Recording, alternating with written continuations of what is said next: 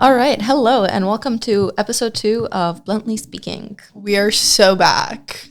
And we are glad to be here. So, on today's agenda, I feel like there are two topics that I think we can cover and will be pretty interesting to talk about. First, I would like to talk about attraction, and then I kind of want to get into like compatibility and like relationship wise. okay, amazing.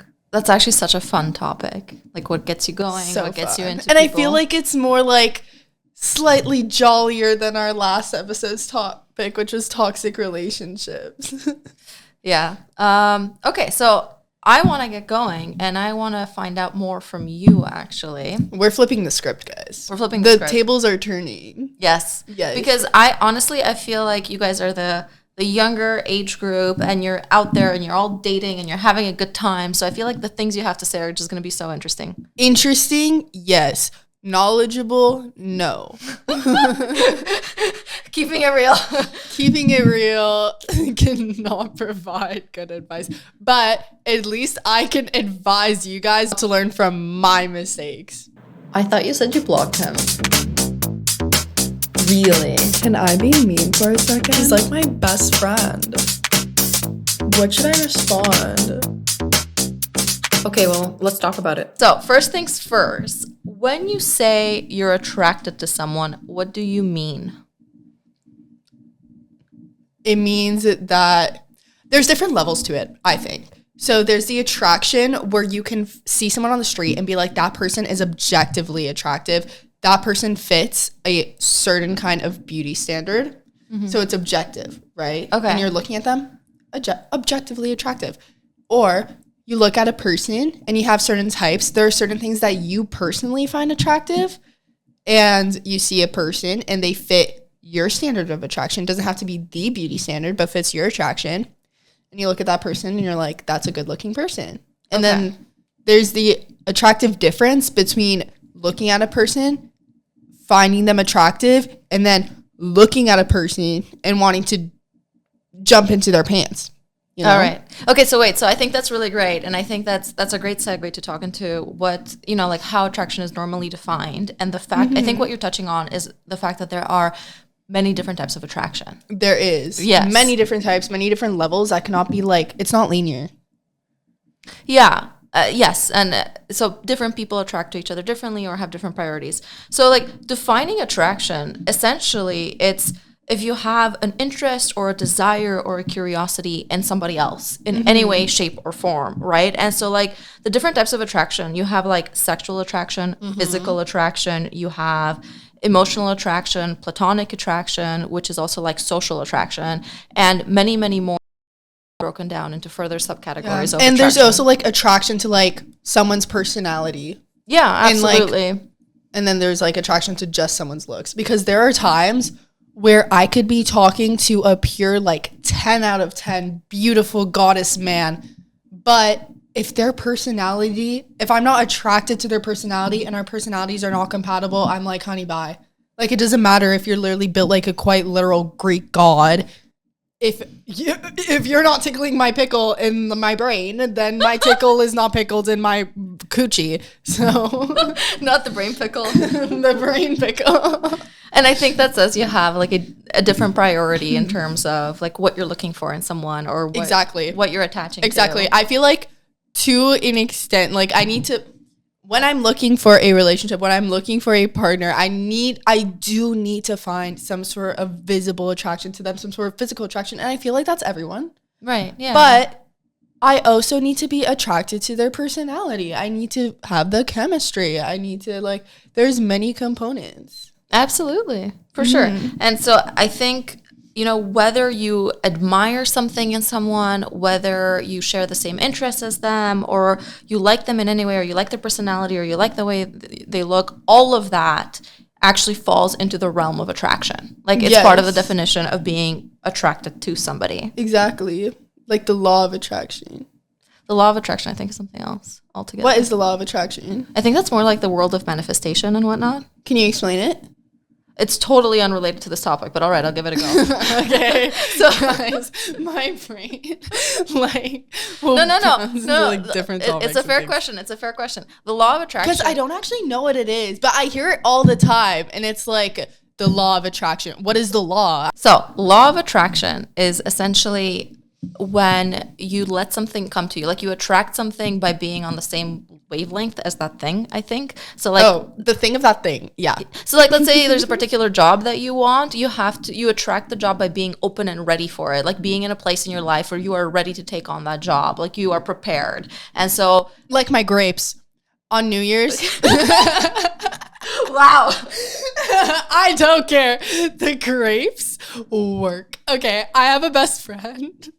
And she's Greek. Yeah, she's Greek. She spends almost every New Year's with her family because our family. You said her family. She spends every New Year's with us almost. She spends every New Year's with us, and like our family tradition, we usually just 10, 9, 8, 7 clink our champagne glasses, celebrate. Woo! Her tradition is she busts her ass down under a table, starts mucking 12 grapes, making wishes for each grape, and they have to be green grapes or else it's not gonna Wait, I work. didn't know that. They had to be specifically the green type? I think it depends. I think like, don't like quote me because I'm not 100% sure. I've just heard this off my friend. But like green grapes means like something like specific, and then red grapes means something specific. Okay. But I don't know. So she, like every year she would just, me and my family would be clinking our champagne. We're like, are you sure you don't want to like come down with us? She's like, and this no. girl is under the table. She's under the table. She like sticks her hand out for the champagne while she's she's shoving grapes in her mouth. Into her mouth. She's a cutie. And then this year, she actually genuinely persuaded me. I'm concerned. I'm like, am I going to choke on these grapes? Like, you do have to be careful. Grapes are actually a choking am hazard. I going to choke on these grapes? Like, if I'm trying to like rush and eat these grapes. But I'm like, you know what? Fuck it. I'll join you. This year I joined her. The grapes haven't been doing so bad. Grapes have not been doing so bad. So I bet you everyone in that room when both girls were underneath the table actually was hilarious. I don't even need to bet now. I remember what you wished for. And like I think 5 of the grapes went to qualities in men that you're looking for. She's actually tall. She won. I quoted a grape to Fireball. Oh yeah. Liquor. And good health. Most of the bag went to qualities in men. So apparently the grapes are working. I hear. Yeah, I mean, they've also been working for my friend, too. She's been doing pretty well. Okay. Anyways, so that was the law of attraction. It's very much the manifestation thing. But actually, like when we're talking about attraction, we're talking about like being into somebody. And there's just so many different ways of being into somebody. One of the things that I wanted to share is that... Actually, before that, what are like steps you can take to attract an ideal partner? Since we're talking about manifestation, the law of attraction, what are steps that I can take to attract my ideal man? From like a law of attraction perspective or a relationship perspective? Both. We have time. Hello. All right, so... Let's talk about it. Let's talk about it. You have to be in a mindset where you are ready to welcome somebody else in your life, right? Like you have to make space for somebody. And what I mean when I say that and being in a mindset of welcoming somebody is like being curious about them, being open-minded about them, having, making time for a relationship in your life. That mindset thing is so real. Because recently I discovered if you want a relationship, you have to literally be in the mindset of a relationship. Because for a while, I would be talking to like flirting with, keeping my options open with numerous guys at once. And it gives off the energy that you're talking to numerous guys at once. Because you're not putting in like your devotion to like one man. Absolutely, yeah. And it shows off. So you're not giving off like this like relationship energy. But if you're actually putting in the time into one person... It's because what you're looking for and like the mental state that you're in will show up in your actions, will show up in the way you present yourself and the way you speak and also the way you make somebody feel, right? And so for it to become a relationship and for you guys to date, you have to make them feel welcoming, comfortable, like that's what you're looking for, and create that sense. And a person who's looking for the same thing will be like, oh, okay, like we're on the same page. And somebody who isn't will just kind of like respectfully go away because they're like, oh, that's too much for me right now. Yes. And so if you are looking to get into a relationship, you know, like actually be direct with people, right? And be ready to make somebody feel good and give them that time and that attention.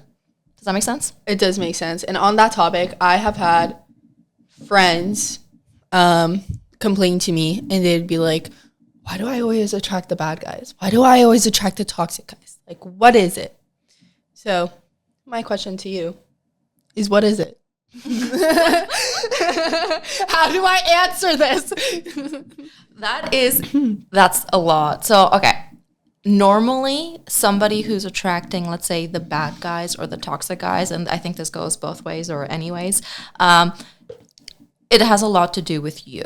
Like, if your internal voice is incredibly self-critical, if the way you talk to yourself is incredibly damaging, if the way you see yourself is not very well, or you don't see yourself with very high esteem, then you are more willing to tolerate other people who will do something kind of shady and you just look past it, who will say something kind of shady and you just look past it, who have behaviors that are not ideal and you're willing to look past it. And the reason is that you're kind of more comfortable with saying bad shit to yourself. You're more comfortable with treating yourself poorly. And when your own self-criticism is already so bad, you're willing to tolerate more crappy behavior, right? Whereas if somebody feels very good about themselves, the things that they want, they feel confident in who they are, and they have, let's say, boundaries or lines in terms of, hey, like, that's not cool, or I'm not okay with that, or I'm not okay with being treated like that, or I don't play these games, then they're less likely to actually entertain that type of behavior. Yeah, I also think a lot of the time people will seek out the love that they think they deserve. Yeah, I think that's a good way that people kind of summarize it. Like, so much of how we connect with other people is a projection of ourselves. It's where we are at that point in time, which goes back to that first question, like, you know, how do you get into the relationship stage? Well, you have to be in a mindset where, you know, you are ready to welcome somebody and you are ready to make them feel important to you and make them feel good. Yeah, and I feel like a lot of the time people get very confused when looking for a relationship, and they don't know what they want, and they end up in a relationship with the wrong person. And a lot of the time they confused lust and love together. What do you think the difference is between lust and love, and can you explain that?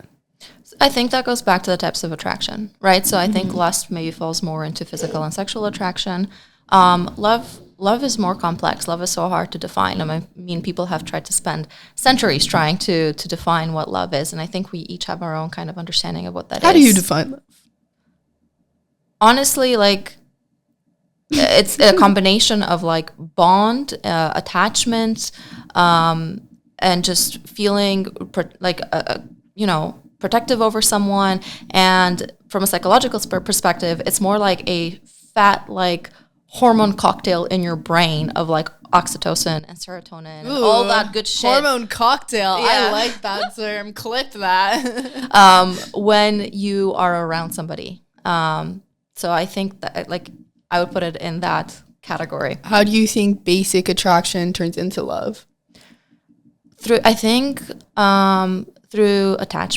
Attachment? Right? So and how do you become attached?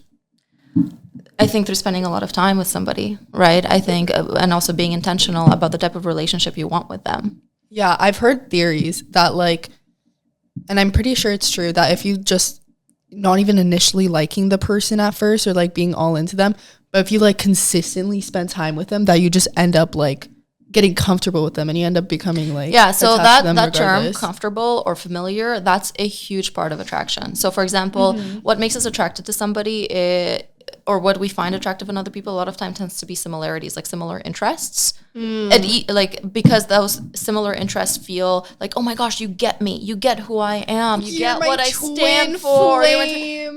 Oh. Hello, hi, what? Okay, yeah, why? Hi. No, it wasn't. Oh, you. It wasn't. Oh. Okay. That wasn't a phrase I was expecting to hear, okay? Okay, well, since we're on the topic of twin flames, do you believe in that? No. No. Do you believe in soulmates? No. Not really. Okay, No. wait, why? Because I believe there's people that we can be more compatible with, but I don't really believe. I don't think like the world specifically like. Oh my god, I got whipped cream on my thumb. I don't think the world specifically like sorts out a person for you. I don't wait. Spits out a person for you. English? I don't think that was English. I don't think that was English. Apologies. I don't think the world specifically just like has a person that's just exactly like you. I think you have higher compatibility with a person, but I think the flaws is what is part of what makes it work as well. It's your willingness to work through the it. willingness to work through so it's it. levels of compatibility, which usually boils down to like your values. Like if you share a lot of core values together, and you desire and want the same things, and you're willing to work through them, and you're willing to grow with each other, like that's what makes a relationship work, and that's part of compatibility. Okay, so when you're building that relationship and you're connecting with that person, and now you're getting more and more locked in, and that relationship is becoming really secure, sometimes the relationship can go dull. And I feel like this is a problem that happens where it's just like a loss of like those butterflies. Yeah. So why does that happen? So in long-term relationships, it's because there isn't as much focus and intentionality into dating. There isn't as much focus and intentionality into those initial stages of what made you fall in love with that person, which is really like we talked about, like being open to the relationship and welcoming them and making them feel good and prioritizing them. And so later on, we start to kind of get into these rhythms, into these patterns, and our partner or our boyfriend or girlfriend or whatever becomes like a roommate, or they become like a buddy, right? And so it's just like, oh, you like say good morning, you say good night, you check in, how are you? But That's again, crazy. I'd cry. but that intentionality is missing, of like flirting with each other, of really trying to make that person feel important to you or special to you, or showing up for them when they're going through It starts shit. dulling down. Yeah. Like a pencil. But that's exactly what attraction is, right? It's like feeling really into that person because you feel comfortable, you feel familiar, you share things in common, you solve problems together, right? And they're important to you. And because of that, you now can also start to see them as visually attractive. And that's that concept of putting on like rose-colored glasses. Like when you like one aspect of them, like everything just becomes so beautiful about them, right? Oh yeah, and like the tunnel vision. And I feel like that happens a lot in relationships, and also in regards to like the honeymoon phase, where in the very beginning, like everything is so good, so beautiful. You love everything about that person. All you want to do is spend time with that person. And it's literally like rose-colored glasses, I think. I'm not too sure about what that term is, but I think I'm using it correctly. Then usually there's like theories that it's like after the third month, then it's like kind of that's where you see their true colors, or like that's where like they're no longer like on a pedestal. But is it about their glorified. true colors, or is it about the fact that you guys have just fallen into a routine and you're like, oh, well, this is who you really are. Okay, but how are you showing up in this relationship that you're now calling their true colors? So again, like we really have to be mindful of the amount of like self-projection we do onto somebody else. Yeah, and I feel like there's like certain like points of relationship where you kind of just like fall deeper into it. So then like I've seen like this thing on like social media where it's like the 3-month rule, the 6-month rule. There is no rule. There is no rule. Like I'm just gonna like flat out say that right now. These rules don't exist. I think they're more kind of like a reference point or a guiding point for people that, hey, like maybe there might be a pattern here, and humans are so good at looking for patterns. Like we are so good at trying to find patterns even when there are none. Like that's one of our skill sets because it helps us synthesize the world and try to make sense of it. There is no hard and fast rule whatsoever, but the pattern might be that after a while, maybe after roughly that period of time, it could be common that you guys have fallen into a routine. So those rosé colored glasses start to fall off, right? And so it's really important to be mindful of like how much you're idealizing somebody in the beginning, and especially if this is like an extreme to you totally changing your mind about them later. And now they're like not at all interesting. Or you're like, oh, like I hate them, or like, oh my god, what did I see in them? Or like, oh they're so gross. That happens to me, I fear, so much. Oh my god, I actually struggle with that. Like there will be times where I will absolutely glamourify a guy and I'll be like, oh my God, like they're perfect. Like they're for me. Or like I'll just really like them. Or I think like, again, like I'll get used to them. But then sometimes after a while, I get to a point where I start to like despise them a little bit. And I feel like that's so unhealthy and I need to like actually work on that. Yeah. But like, so what made you think like, oh my God, they're so for me? Like what are those qualities that are just so for you? sometimes, okay, I don't always think that, because if I'm like genuinely am like set on a guy, then like, okay, I've come up with like a little like theory on this. Okay. So listen. Yeah. Let's talk about it. So I've learned that if from the start I am attracted to them, from the start, like I think this way about the guy, it'll stay that way and it'll be like pretty stable. But from the start, if I'm like unsure about the guy, but then I decide to give them a chance, then eventually I'll end up despising them because I never liked them in the first place to begin with. So that just tells me you didn't have strong boundaries. Like you weren't listening to yourself. So basically moral of the story is that I need to trust my gut more. But so like how did you get in a situation where you ended up in a relationship with them when you knew that well, not a relationship, but like whatever situationship. but you knew that you weren't really into them. So like what led to that? I think it's like a mixture of like boredom, like, you know, giving them a chance to like proving me wrong about them. But again, I feel like I need to work on listening to myself more. So why would they need to prove you wrong? That means they're already working against like what you have in your own mind. So why do they now have again that opportunity to work against what you know about yourself? Bars.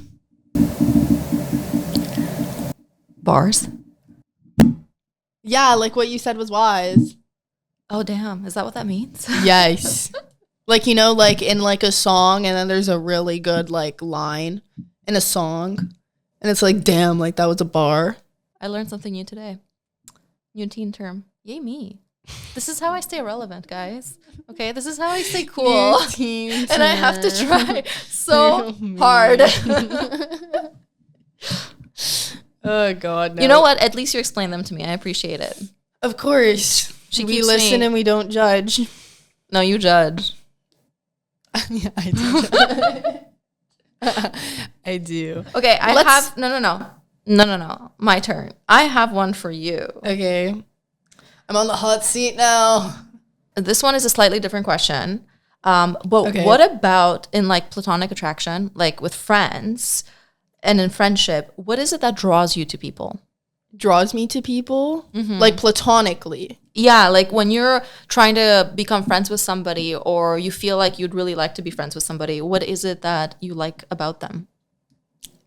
Me personally, I love when people are a little bit out to lunch. I love when what do you mean by that? I love when people are a little bit mischievous. I love when people are a little bit of shit disturbers. Are you describing Russell right now? Yes. Russell's my husband.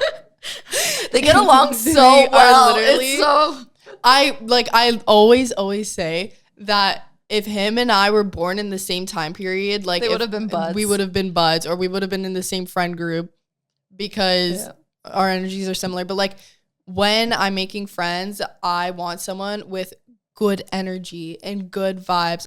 So I will seek out someone with higher emotional intelligence because I think emotional intelligence is a very big thing. It is. And I think what happens when that's lacking is that it just puts you in like these really dramatic situations and like really petty situations. It does. And if someone lacks emotional intelligence, it is really hard to maintain a friendship like that because you can have you can have a great IQ, you can be super smart academically, but if you don't know how to tell somebody, hey, this upset me, and if you don't know how to communicate, first of all, communicate your feelings. If you don't know how to like understand someone and like look at a situation and see the outside perspectives of it and see like what's wrong with the outside parts of the situation and just blame the person, I don't want to be friends with you in the first place, to be honest. Moving on. So, okay, so you let us know in terms of what you're interested in for like friendship or platonic attraction. What about somebody that you'd like to be into a relationship with? I think, what is like the most attractive thing a person could do according to you, especially somebody who could be like a potential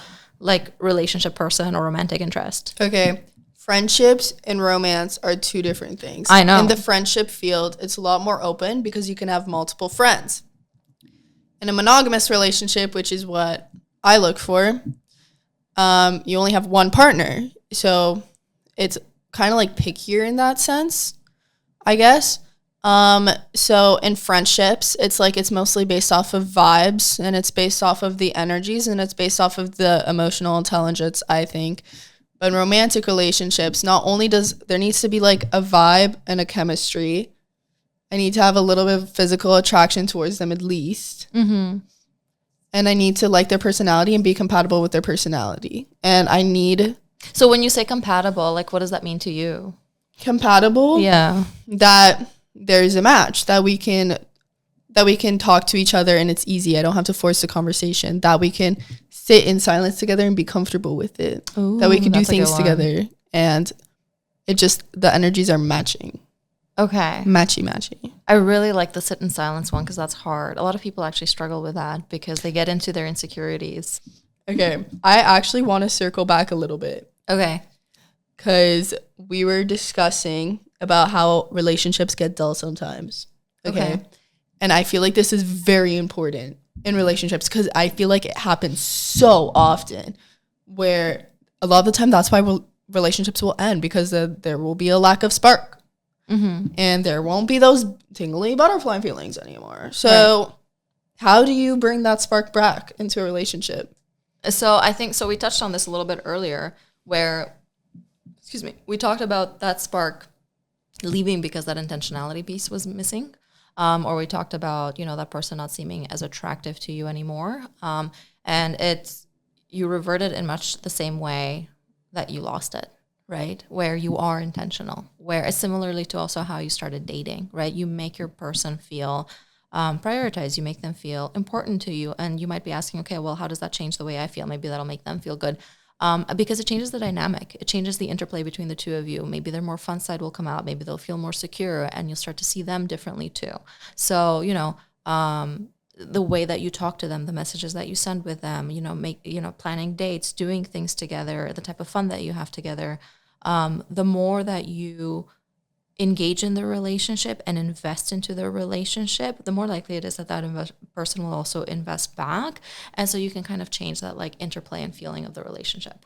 Mm-hmm. I feel like there's sometimes like a struggle in relationships because, especially with the whole chase and attract thing, where it's like you're trying to actively get the person, and then once you get them, you realize that you're actually in love with the chase and not the person. And I feel like that happens a lot too. Yeah, so I think that chase process is more like a personal validation thing, right? Where it's about you being worthy of them wanting you, like convincing them or proving to them. Like a challenge. Yeah, almost. like a challenge. Like Barney Stinson, How I Met Your Mother. We were watching that's so real. Last That's so night. real. We watch him as a family. We love How I Met Your Mother. But anyways, proceed. But yeah, like Barney is a perfect example, right? He is. Like, So let's talk about Barney. Yeah, like Barney, I mean, they make it very clear in the show. Like, there's no guessing in the show. The show is actually quite like emotionally like aware. But like Barney has huge mommy and daddy issues. Yeah, he does. Right. So he doesn't know who he is as a person really that much. He has a constant void to fill. And like again, they make light of that in the show. It's really funny. But They do make light of that, but if you like actually look at like his character and like the whys of it, it gets really like sad. And I mean it's also layered with like a shit ton of misogyny, but and objectification of women. But overall, like if we look at Barney in and of himself, the chase for him is it's been gamified, right? But it's also what it means to him as a person. It's validating for him that like, oh yeah, like I'm hot shit. I get women. I'm this thing. People, and I actually have a friend who, whenever he is struggling or at more of a low in his life, he will pimp the fuck out, and he will. Is this friend you? Oh. Oh. No. Because not. sometimes when somebody's like, I have this friend. No, this isn't Asking about for a me. friend. It actually is about one of my friends. And he will actively find like girls, and he will like hook up with a lot of girls and go on like a binge woman spree to make him feel better about himself. And it's so sad. It Because is. a lot of mean, it comes from so insecurity too, and just being insecure about yourself. So we also have to acknowledge that like people being interested in you does feel good, and it's normal to want some of that. Like it's normal to feel like, oh, like people want to hang around me, people like me, people want to connect with me. Like we are social creatures. We do need some level of validation. Yes, and I feel like that's also where people pleasing stems in as well. Because of the validation. So people pleasing is more it's connected in the sense that like you will kind of like forget about yourself and your own lines and your own boundaries on account of being useful to somebody else in hopes that they will then like you.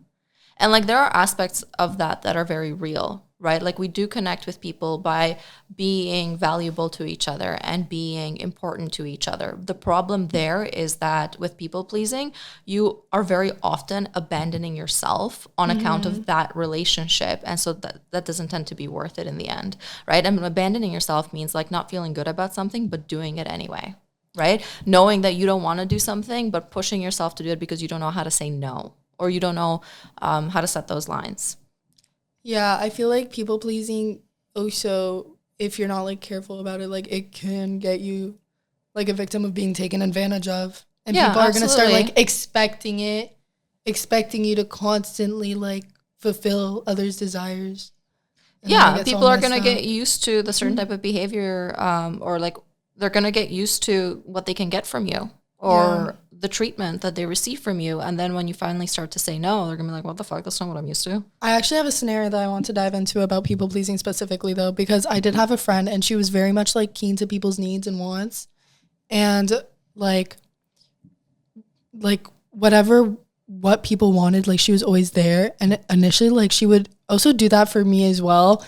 But then like the closer we got, she was still keen to people's needs or like the majority's needs, but like she was very easy to say no to me. Oh, that's so interesting. So like what's your take on that? And why do you think she did that or would start doing that? Maybe because she felt she had you.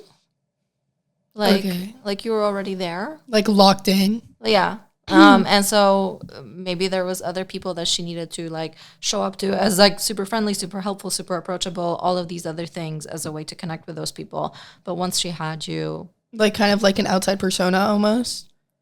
Yeah, maybe. So my next question about attraction to you. So you told me what you kind of like in a person, but I want to know like how somebody could approach you. Like if let's say somebody was into you, right? Okay.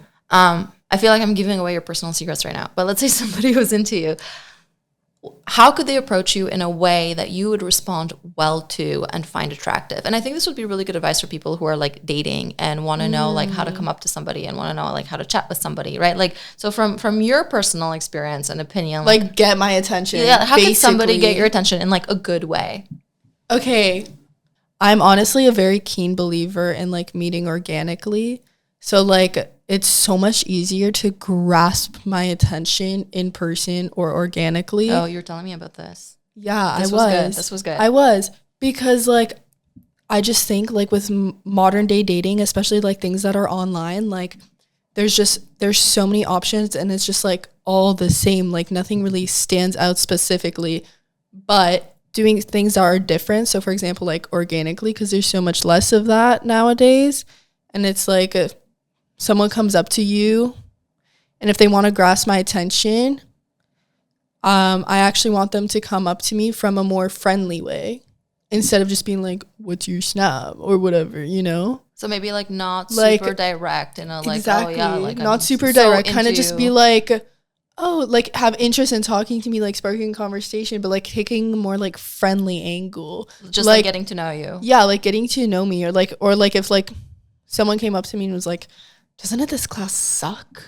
Yeah, I'll be like a like, mutual talking I'll point. be like, yeah, like this class does really suck. And then, you know, just like getting along from there, or just like meeting like through a friend, or like just not like with the intention of that. And that kind of like stands out a little bit, especially in this generation. So if it is somebody that has that intention, let's say, when they talk to you, why don't you like that? Why don't I like that? Yeah. Because I feel like it's just so common, and it's like, oh, you're not actually trying to get to know me, and it feels more like you're just trying to get into my pants because you don't know anything about me, and you're not trying to learn anything about me. You're just fully coming up to me because you think I'm pretty, but that's it. Okay, so that's interesting. So you're like, okay, you're starting this whole thing just because of the way I look, which that's fine. Actually, that's very fair. It's fine. But to it's build fair, build like a dynamic. yeah, to genuinely like- build something, it's I am honestly a very keen believer of like needing to be friends before you date them, because that's how you really get to know the person, and then that's how you actually know that you're compatible, because you start by becoming friends first, or becoming or at the friendly. very least, maybe being friendly. Yeah, like, exactly. just That's like what I'm saying. Okay, I actually really like that. And just like having like a more friendly approach, instead of like feeling the need that like you just need a hookup or whatever. Yeah. So And- like find a common talking point, whether it's the class you're in, the mutual friend you have. A common talking point, and it's that simple. Like, I have friends that would ask me for advice and be like, how do I talk to this really pretty girl in my class? How do I talk to this really attractive guy? And I was like, always take a friendly approach and treat them like one of your friends, or like you're making a new friend, but add a little bit of flirtatiousness in there, so you're not stuck in the friend zone. Okay. So it's a good balance, and that's a very like key thing to learn. I love that. So like approach somebody in a way, again, that makes them feel special, like you're wanting to get to know them, like you have a mutual connection point, so it doesn't feel weird or forced or awkward. But with the flirtatiousness, you're also clear about those same intentions that, hey, I might like you, and I want to see where this like, goes. I'm interested like, in I wanna you. get to know you better. As opposed to like if the flirtatiousness might be missing, and then later on you're like, okay, when do I when do I come in? And then she's like, it's like, okay, well, I didn't think that's what this was, right? Yeah, exactly. So there's a combination of like friendliness and directedness. There needs to be combination, and in life, like there needs to be balance for everything. Like if you need a little bit of like friendliness, like I want to get to know you, but a little bit of like, hey, like, you know, if this stays good, then like, you know, I have a little bit of interest in like grasping on that. Do you believe that opposites attract, or in the long run, do you think it's better for some to have similarities? Okay, this is such a good question, because I know that normally it's not that opposites attract, or at least for a successful relationship, long-term relationship, or like a good, healthy relationship, you want similarities with a person that you are with. But the similarities you want are not necessarily the very surface level ones, like, oh my gosh, we both love basketball. Right? It's actually going back to what we said earlier, values. Yeah, wavelength. Yes. So you want, if you both value like academic achievement, right? And you're gonna have like a lot of friction. Let's say you're both young and in university, or even later on in life, if somebody wants to pursue, like prioritize that in their life over starting a family or over doing other things, there's going to be friction, because that friction shows up in the way of like, oh, like I have to make space for you, I have to make huge sacrifices for you, et cetera, et cetera. So it's actually really hard to have a relationship when you don't share kind of like a similar outlook in life, or similar values in terms of how you want to prioritize things or do things, or even make decisions, right? If decisions are made together, or if they're made more independently, right? Like those are really critical things, that the more you are aligned, the easier time you're going to have being together. And that doesn't mean that you can't have differences, but it just means that you're going to need to be more and more skilled emotionally at navigating those differences without it ending the relationship, right? So do opposites attract. I think it can be like fun and playful, and somebody can maybe bring out a side of you that you don't recognize. But for long-term relationships, you actually are looking more for similarities. I completely agree. I think opposites attracting can be fun, and I think having opposite likings or opposite values sometimes, depending on what it is, can be interesting, because they bring out a new side of you. and get you to engage into like a different persona, and it could be very interesting and it could be new and it could be a good experience. And yeah, and I think maybe one more thing to keep in mind is that it's really good for us as people to engage with people that are different from us, because it really opens us up to like our perspective on the world and the different lives that people lead. And if you're too similar, sometimes it can be boring, because it's just, I think it can be boring if you're too similar. If you're almost like identical. Yeah, like like I think it can be boring. Like if there's not some like differences. Maybe. I think, and again, I think that plays back into what is that you're attracted to. Or do you want somebody that, again, brings out a certain side in you, or like whatever qualities that you value in somebody. Yeah. What's so funny about that is that sometimes if there's a quality we value in somebody that's different from ourselves, and that does happen all the time, later on, like there's like the other side of that same quality will usually be a source of conflict. Like if you really value someone because they're grounded and they're just so chill and so mellow, and like that feels so comforting because you feel like, you know, you're all over the place, or like you're just like very, you know, energetic, and you have to make so many decisions, maybe a little bit more of that A-type personality. It can feel really nice to be with somebody who's cool and mellow, but then later on in the relationship, you're freaking out and you're like, why are you not upset? What is wrong with you? Why are you so calm and collected? You shouldn't be. And I think there's definitely more to that. I think that then plays into the different attachment styles, right? So attachment styles. Stay tuned if you want to hear more about that. She's setting us up for the next episode. She is the brains of this operations, actually. Taking the lead. False. No, that's true. You are taking the lead. You think? Yeah. You're like planning our little episodes and our little questions. We're getting on a wholesome note. Aww. Yeah. Ending it wholesome and sweet.